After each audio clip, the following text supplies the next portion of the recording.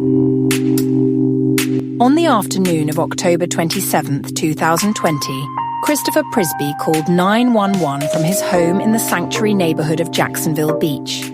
He told dispatchers that his 3-year-old son, Henry, wasn't breathing, and that Henry's mother, Amy Oliver, had tried to kill their son.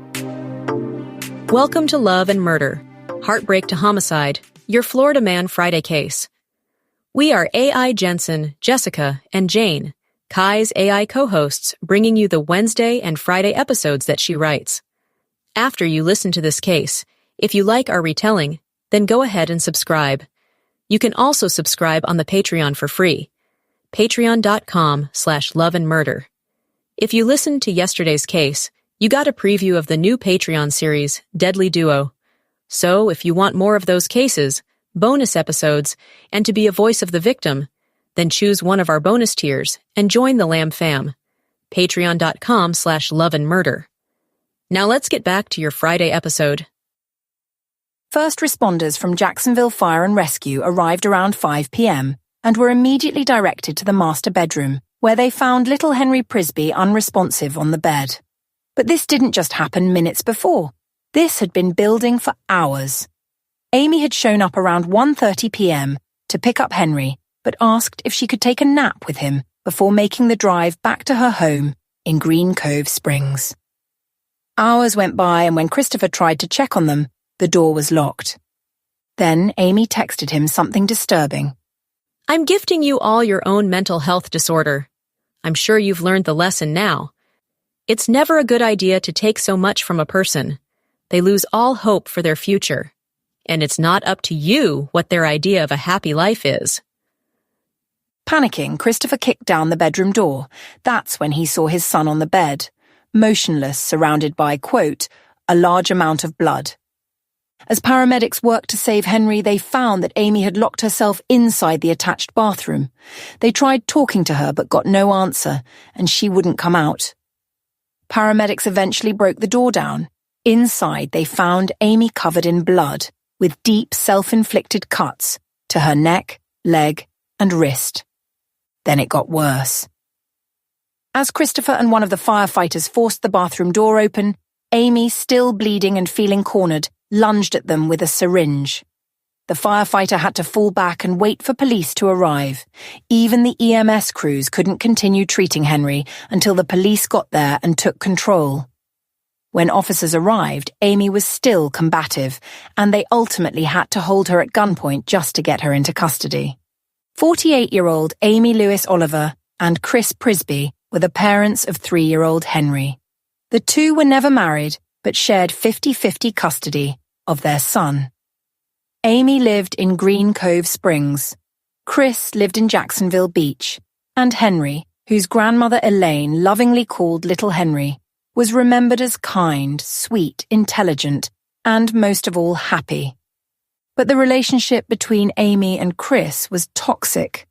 Court records described an ugly custody dispute, and things had clearly been escalating for some time. Just before the murder, Amy sent a text to Chris, accusing him of making her life so miserable in just 4.5 years, and claiming he used the custody process to bully her. In that same message, she wrote, If I'd known the extent you'd go to make me pay for not staying, I'd have had that abortion. And you should know that I was so concerned about being a single mom again when he was born not breathing. A big part of me hoped they wouldn't be able to revive him. Police arrested Amy.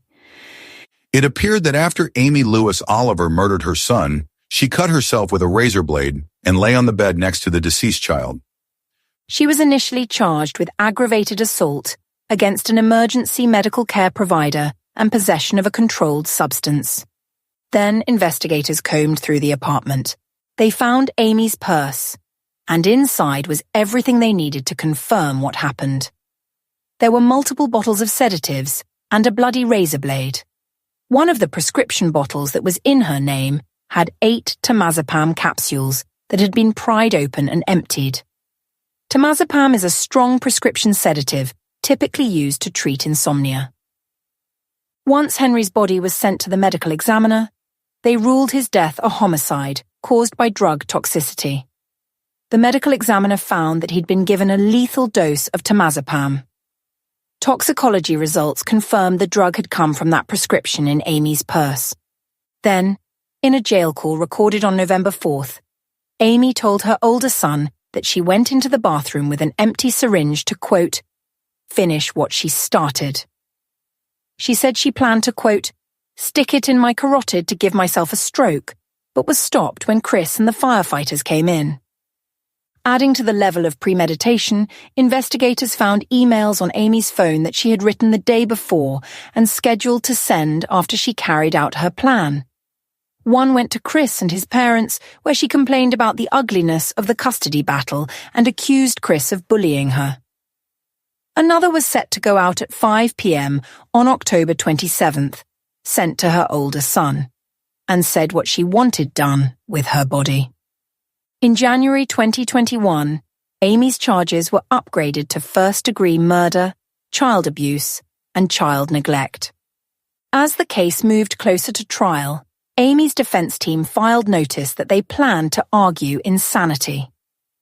According to court documents, she was dealing with what they called a constellation of mental health issues: depression, anxiety, premenstrual dysphoric disorder, and other undiagnosed and unspecified mental disorders.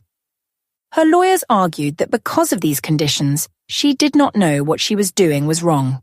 They also tried to fast-track an emergency mental health evaluation by a psychologist to back up the claim. Then, on July 8th, instead of going to trial, Amy took a plea deal from the state attorney's office for Florida's 4th Judicial District. She pleaded guilty to second-degree murder and aggravated assault on a medical responder.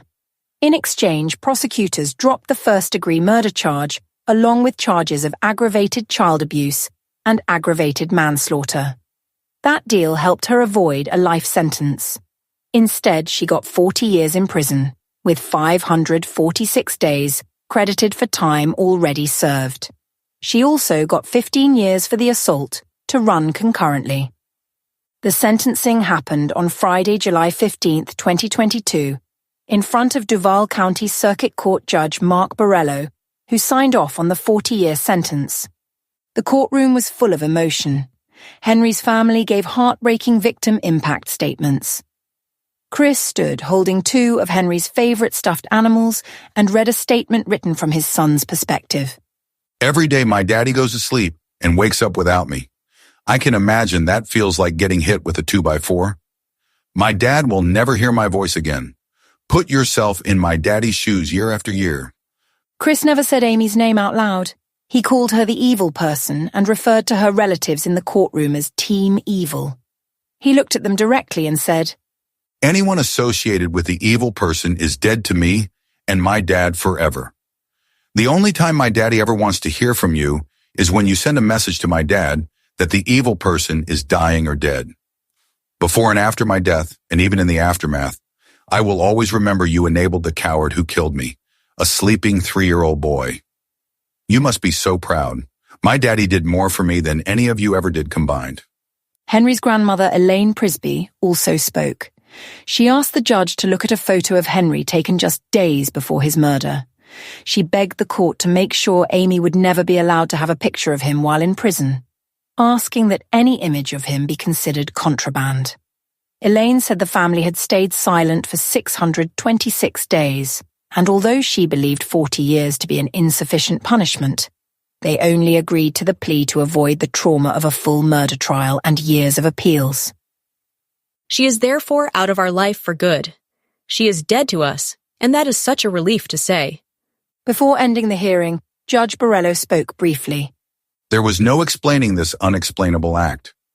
I believe it speaks volumes to the impact that Henry had in his short time on this earth on so many people, and perhaps that was his purpose. More than anything, this case shows what can happen when a custody fight turns deadly. Henry Prisby never even made it to his 4th birthday, because instead of continuing to share custody, his mother chose to kill him. The first responders who walked into that scene that day will never forget what they saw. There's no way to undo what happened. Nothing will ever bring Henry back to his dad or his grandparents. But at least the court made sure Amy will be locked up into her 80s. And Henry's memory lives on through the people who loved him in the short time he was here. What did you think about this case? Let us know your thoughts in the comments below. Thanks for listening, thanks for your support, and don't forget to join us over in the Patreon, either for free or by using one of our bonus tiers. Patreon.com/loveandmurder. We'll see you in the next case.